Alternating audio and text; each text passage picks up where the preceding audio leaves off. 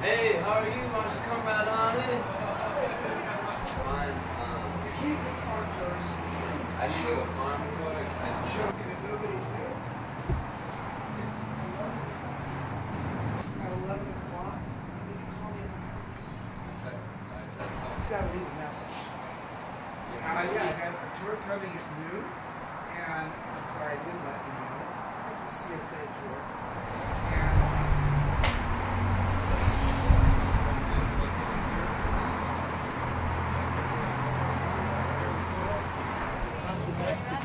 oh, I used to play golf. there's a bunch of breeds of rabbit. This is a Russian breed called Rex. By the rabbi. His name's Levi. People keep asking me if he's a Jewish rabbit, so now we call him Levi the rabbi.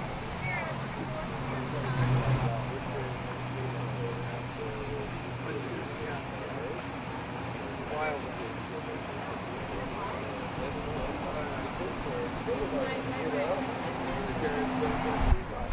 Levi. He gets so much attention. Oh, I've seen 300 kids put him in one time. Just sits there and yeah. How old is Levi? He's 8. 8 years old. We got him when he was 3 or 4. We easily got him from that long. How did you get him? How we get all our animals. Rabbits we usually get a couple of weeks after Easter. Do you want to go? Anyway, he's from San Diego. San Diego. Yeah, it's down south. That is transplanted. Yeah.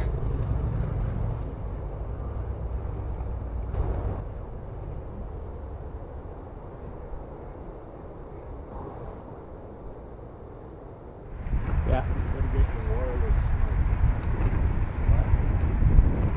I was just mentioning she could smell the ocean air here. And honestly, this is what makes Oxnard so great when it comes to soil and temperature. There are 5 Mediterraneans in the world. Obviously the one in Europe, which we all know about. And then the only other one in the northern hemisphere is where we're standing now. The 3 in the southern hemisphere are Western Australia, Santiago, Chile, and South Africa. And those regions grow more diversity, higher yields, and just have a temperate climate that makes growing. How do you explain it? People, I don't know if I told you this, people ask me all the time, how do I farm organically? How do I do it? And I go, well, I farm in paradise, so it makes it a little easier. This is, my son was in Calabasas yesterday. He said it was 92 there in Calabasas. This ocean breeze, does anyone live on the other side of the Conejo Grade? You live in Agora. So what's the temperature in Agora? You know what? You're still in the Mediterranean. It's not that bad. It's not like Santa Clarita, Palm Springs. 2 years ago, we came from Woodland Hills at 111 Yeah. to Channel Islands Harbor at 69 in 1 hour. Yeah, exactly, in 1 hour. But, and that is why we have a year-round growing season, and it's interesting because you get too close to the ocean, there's certain crops that don't like the salt air. But we really are just on the borderline here. Oxnard will be fogged in right now, but Camarillo will have the sun. And this is just a perfect growing region. That's Point Mugu, about 9 miles that way, and the Ventura River is about 12 miles that way. And this is 40,000 acres. It's the smallest ag region in California. Those are the foothills of the Camarillo Hills, and that's where I grew up, just overlooking this wonderful farm plain. And when I was a child, I didn't realize what potential this climate and soil has. What's neat about the Oxnard Plains, for about 30,000 years, it was just draining from the Santa Clara River, Callejas Creek. San Joaquin is 2.5 million acres, was all full of salt water. And so about 30,000 years ago, there was some cataclysmic event that just drained all this soil, and it layered it. And this is a huge alluvial plain. And it is the deepest topsoil in the world. So you got the perfect soil and you got the perfect climate. Yes, I can grow organically here. It's a little easy. It's there are challenges, and people get how do I want to say, locked into a program that they grew up with all their lives, or they grow up with their fathers, and I am so sure that transition happens when it comes to agriculture, because my great-grandfather was a sheep farmer from Ireland who came out here in 71, well actually 1867, and then ended up in Oxnard in 1871, and he started raising cattle, and he had 11 children, and 4 of them were sons, and they took the cattle ranching operation and turned it into a dairy farm. And we had 3 different dairies, which my dad grew up on a dairy farm, because one of my great-grandfather's son was my grandfather. My grandfather had 4 kids. One of those kids was my dad. He grew up on a dairy farm, converted his agricultural background into row crops, lima beans and sugar beets, and they started the Oxnard sugar beet factory and the lima bean warehouses. And then I grew up on a row crop farm, and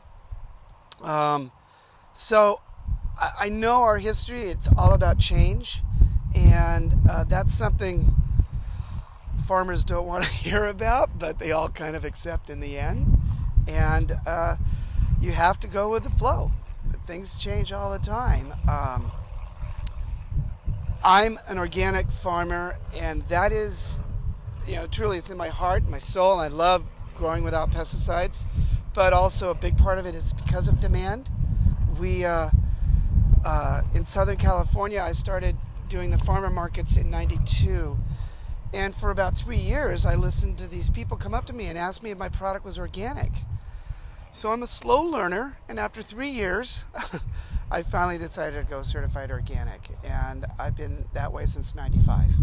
And we haven't looked back. We find that there's a good demand for organic product, especially local, in season, fresh, and that's what we're doing here.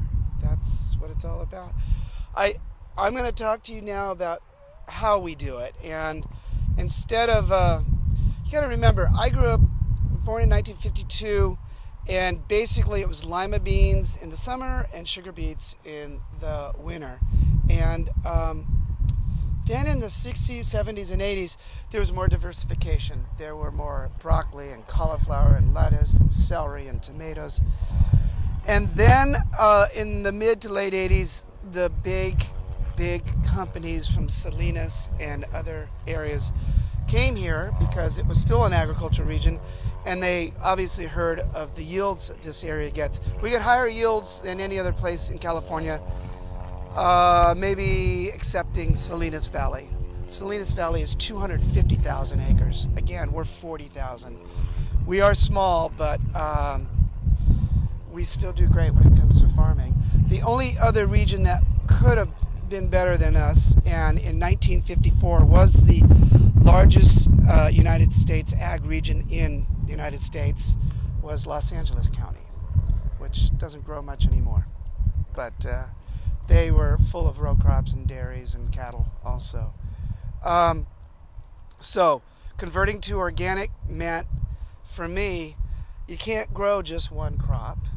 You again, I'm involved with the direct marketing program, which started in 1978. I think it started under Jerry Brown. Legalized roadside stands, farmer markets, direct marketing to restaurants. And that program has really catapulted the farmer market educational base to customers and eating in season and eating local. So I learned very early, after many, many mistakes. It's always my best teacher, experience. You have to be diversified if you're going to be an organic farmer. My program here is I plant 3 acres once a month of 50 different things. And that changes with the seasons. And that doesn't include my strawberries, flowers, legumes, heirloom tomatoes, and my pumpkin patch. So I am the most confused farmer I know. I just want everybody, nobody's more.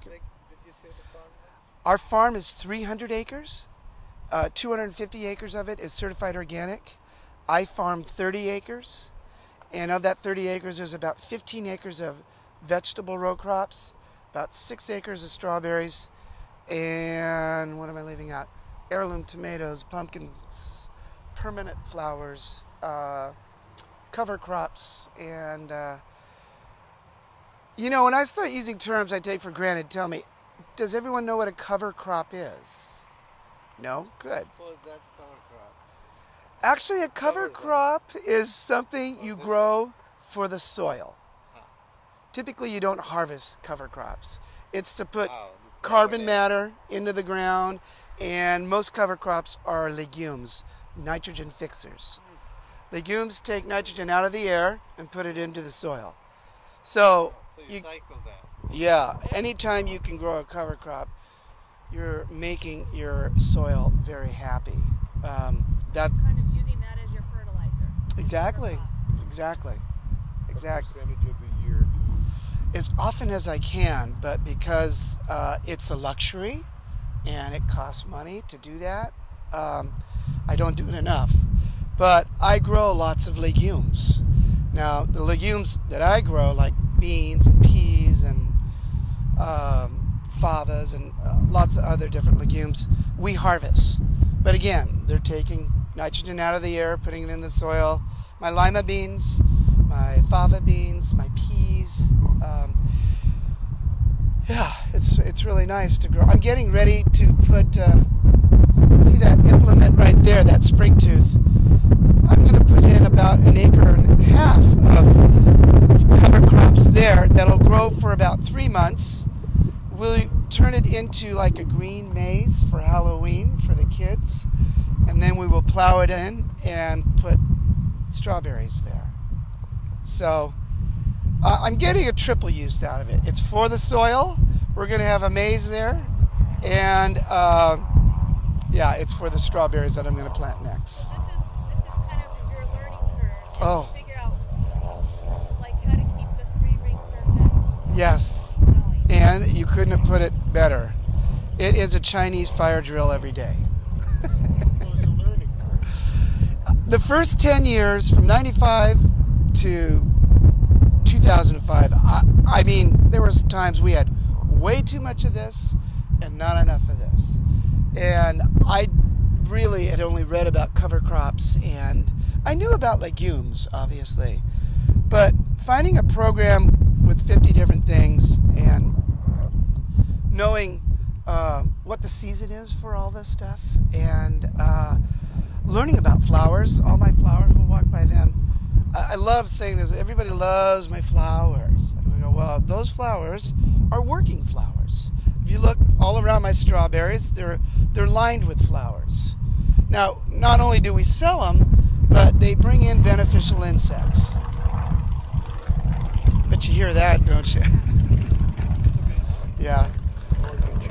Oh yeah, the tranquil, serene, peaceful farm right off of 101 in between Camarillo Airport and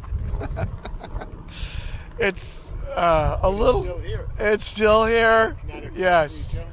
No, it's not. No, it's not. Anyway, my program is we've got it down now. We've learned more cover cropping, more legumes, lots of flowers. Mix it up with the vegetables. You got to have strawberries. try and grow things in season. Out of the 50 things I grow at any one time, I only grow 4 things on a year-round basis, and that is strawberries, beets, and carrots, and my array of lettuces. Well, isn't that an interesting change? I'm just saying, I'm living here in Ventura County for about 19 years, and when I first came out here, you had strawberries for a couple of months that would come out in late winter up through June, July.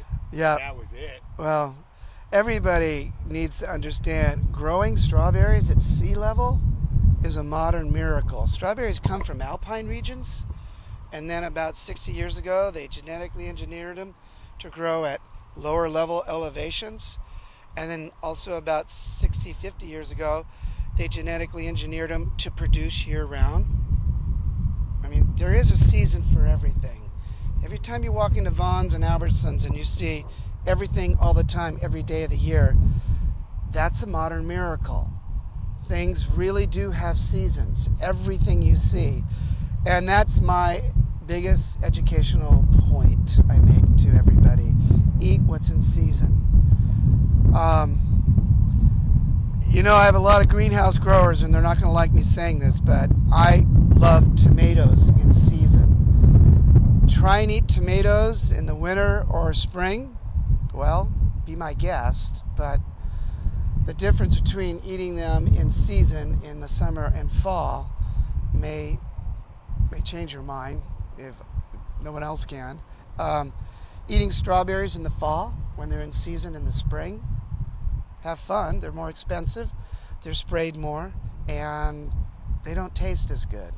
It's all about the season and trying to eat local. I think that's a big part of it. I think they've done studies.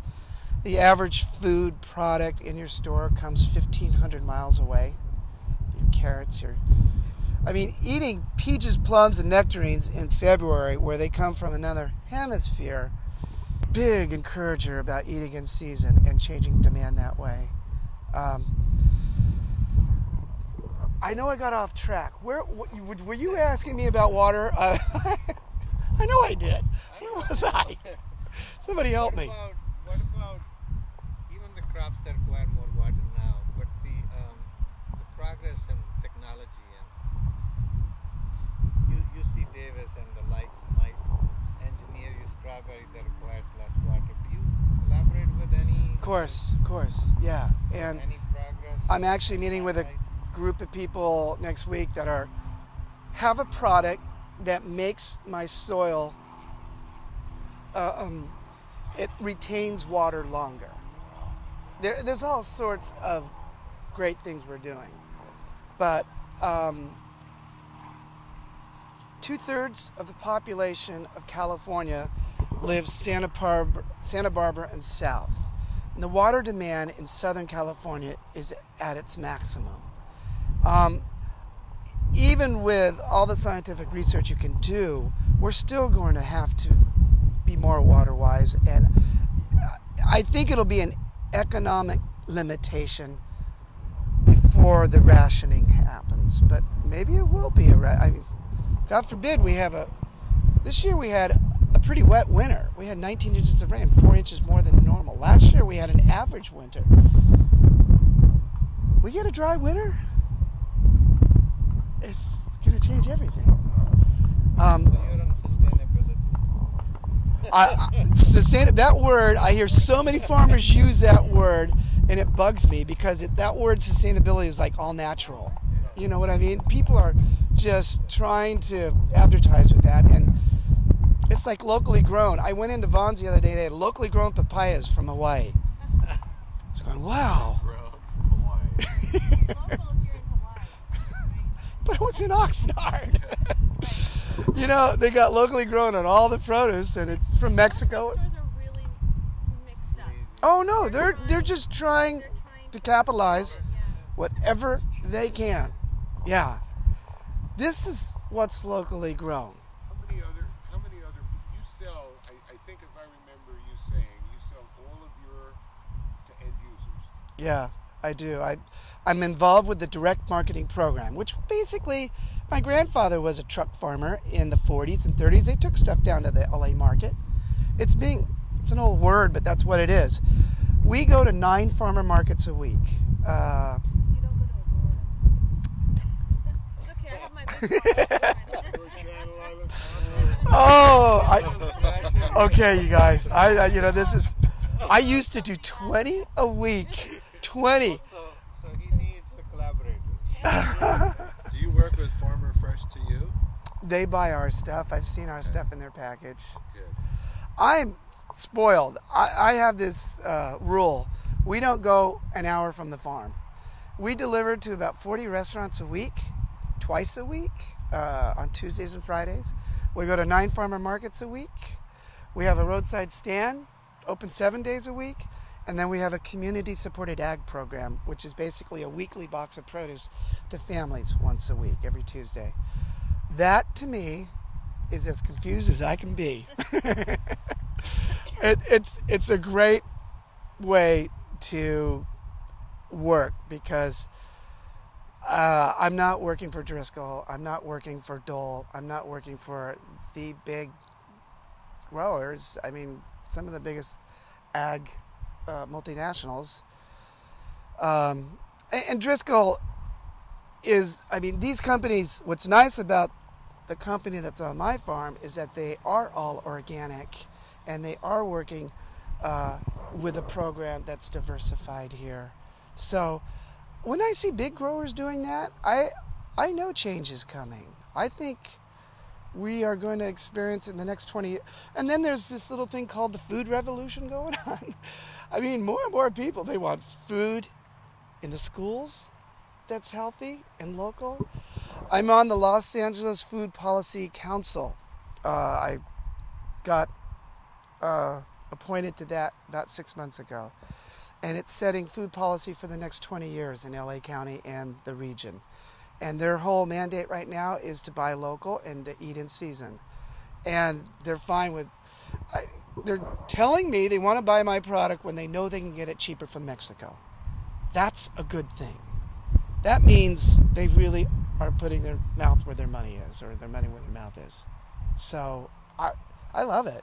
I really believe most people are waking up to, it's not about cheap food. America grows the cheapest food in the world. We are proud of that. We spend more of our working dollar on food than any other country in the world. I think we spend about a dime of your working dollar goes to food. Dime, 15 cents. Other countries, it's as high as 45 cents, 25 cents. We grow cheap food. And we were proud of it. But at the back of imported labor, using all the water you feel like, and lots and lots of pesticides, it's not working anymore. So the food revolution, people are more educated. People are understanding this isn't really what we wanted either. So I do believe it's changing. And my whole goal is to change demand. I'm not going to change any of my farmer friends. They're going to do what they're going to do until they see a demand. So I was going to talk about the water that's metered. It comes from Santa Clara River, which comes from Lake Piru, which comes from Pyramid Lake, which comes from the California Aqueduct. So that's all imported water. Some of it is rainwater and natural too, but yeah, we are definitely dependent on water from the Delta area up there. And we're dependent on imported labor. We're dependent on imported water. We're dependent... Oh, it's... So, yeah, the system works, but just a domino falls and we're doomed. Yeah, the system works, but it's so fragile. No. It's a 9 to 10% unemployment. Yeah, there you are. Why isn't there a program where unemployed people getting benefit have to come and work on the farm? That's right. Why isn't that? Is Jerry Brown here? No, something to that. Yeah. And you feel worthy. Yeah. You know what? And the one thing when I mentioned the teenagers, the problem is that there are no jobs for teenagers. Right. And they have no experience of what working is. Well. Because we used to have special prices that we could pay teenagers for summer jobs. Right. Now it's illegal to do that. It's minimum wage. Well, you got a lot of people who are unemployed. They'll work them. And if you go to countries with successful, sustainable agricultural industries, they don't import labor. They don't grow until they don't have any water left. And most of the time, I mean, I've been to Australia, I've seen it in Mexico, South America, Europe. They have programs for, it's great programs for youth. And in Australia, they have these family harvest vacations where families stay on farms and help farmers harvest. And they do a lot with youth. I would love to see farm worker housing here, but not only for my imported farm worker people. I would love to see a educational youth program here also. And that's my... Nice place. Yeah. I mean, this is... And I've been involved with a few interns. I was involved with an internship program from Berkeley that got young people from all over the world here for about 7 years. And it is about having the housing. Oh, housing's another subject. There's just so much regulation, but this farm just got a huge sewer line installed on it. So now I have the possibility of putting housing out here. And my idea for housing will be youth and an education program.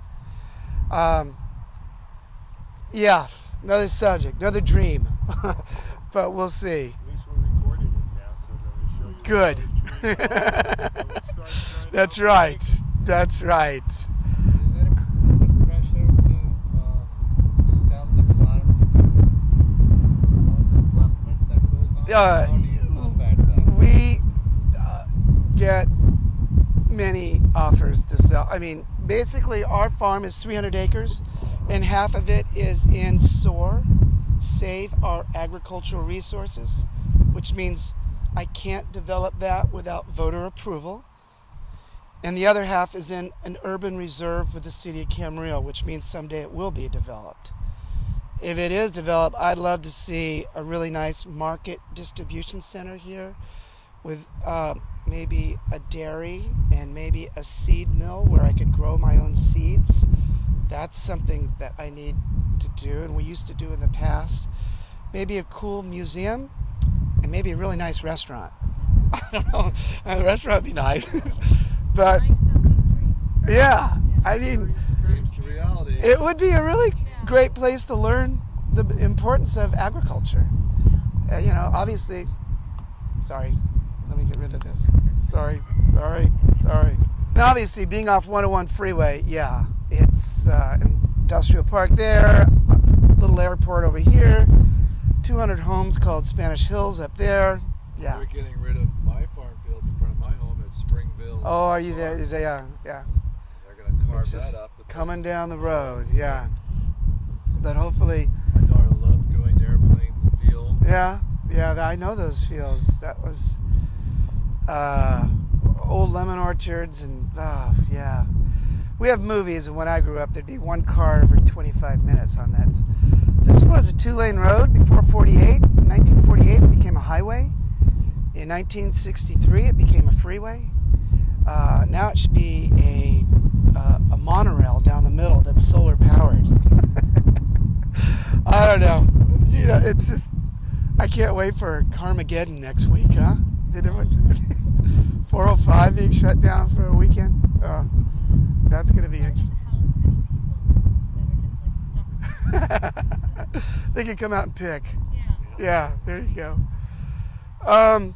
But no, behind you is basically a 3-acre block of 50 different things. That's what we do once a month. I got 30 acres, so once a month this is what I grow. And right now this is all summer crops. There's at least 25 varieties of beans out here, 15 varieties of lettuce, 4 varieties of carrots, 3 or 4 varieties of beets.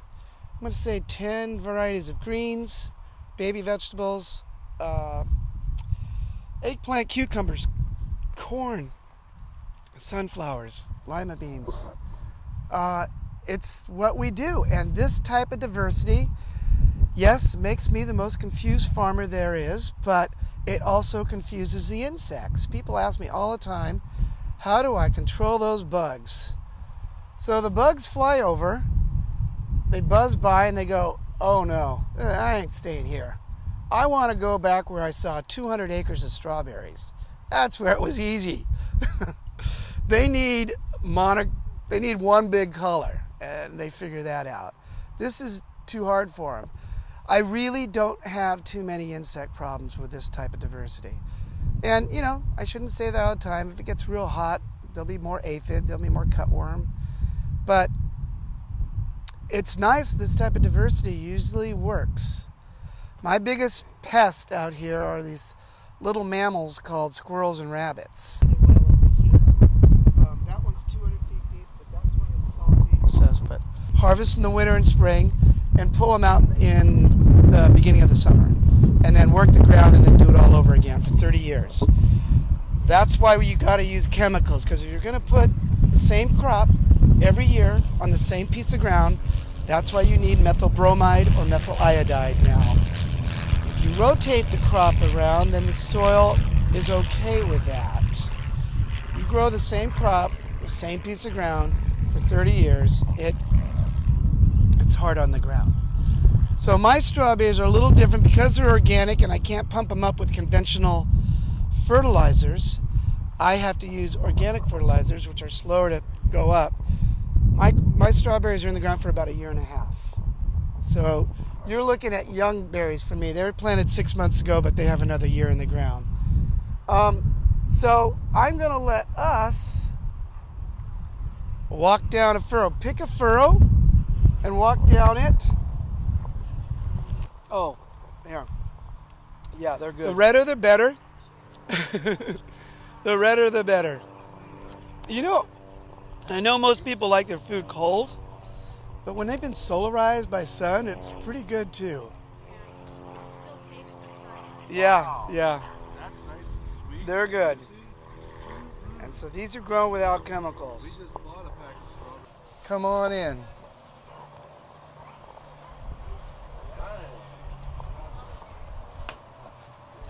That's right. Yes. Yes. Don't stop. Your passion comes through. And Thank you. You can't lose that. Okay? Well, luckily,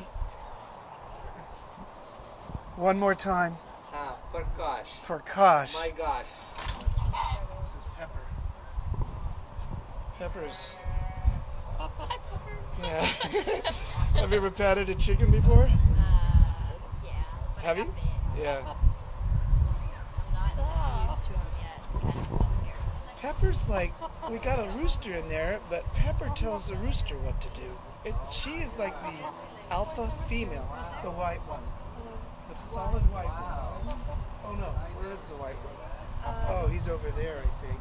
What's the story with that black bird back? You know, what's the story with French people? The French chicken and the French duck both have like these special hairdos. Because they're French, or what the heck? So why do you have chickens on the ranch? You know, this is all about the history. I love talking about... I mean, my dad grew up on a dairy. There were chickens, there were pigs, there were goats, there were lots of cows, lots of cattle. Let me show this little girl, Pepper. Some good foods there, huh? But if you go to Oxford, there's a really good service in Flat. Where's that? Away from the dad's, like, Victoria? I don't know, but it's on the way back. A lot of work. Should I do it? Yeah, that'd be a good No internship. And that's an Angora goat. Oh. She told you rabbit while you Yeah, that's basically, if I had my way, I want to turn this farm into a giant educational facility to educate the importance of agriculture. And I want us to be more sustainable in every aspect. I'd love to grow, like I said earlier, my own seeds. I'd love to have a market or some sort of distribution facility here. Definitely love to have some type of housing, youth hostel educational facility here. And then a really cool restaurant. Keep saying, everybody wants to go to a restaurant. Camarillo is another good. Yeah, of course. But it is all about education, like anything. It's always going to be that. And we're trying to grow the right way. A lot of this stuff is the way we used to farm. And to me, it is about taking 3 steps back to go 1 step forward. Okay. Have a good one. See you then.